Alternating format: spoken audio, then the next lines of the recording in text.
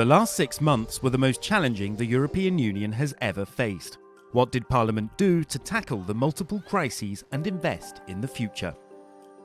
MEPs kicked off the year by welcoming the Commission's European Green Deal and pushing for its cornerstone, the climate law, to reduce CO2 emissions by 55% by 2030.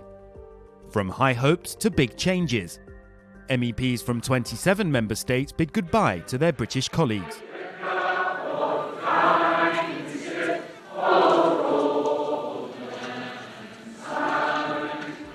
By the end of January, Parliament had approved the UK's withdrawal agreement, setting Brexit into motion.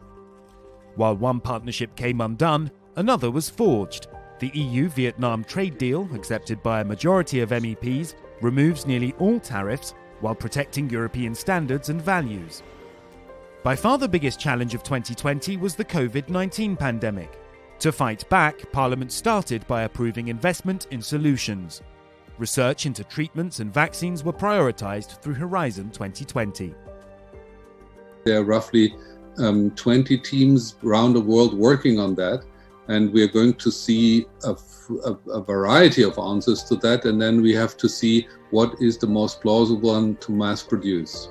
The EU began investing hundreds of billions of euros in support programmes for small businesses, healthcare, the most vulnerable, and humanitarian aid to make sure no one is left behind.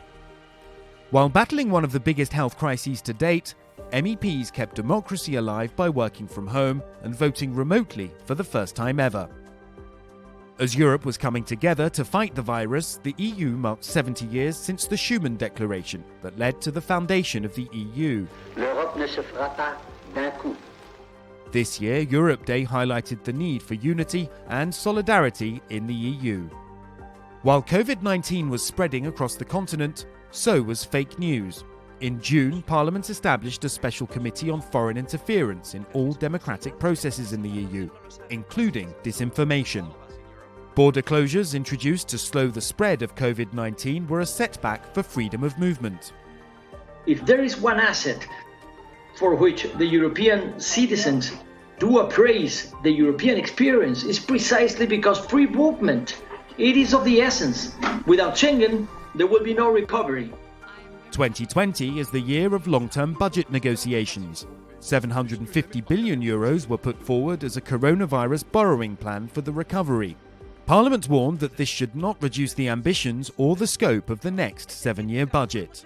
The road to recovery is only beginning, but Parliament is ready to be ambitious and invest in the future.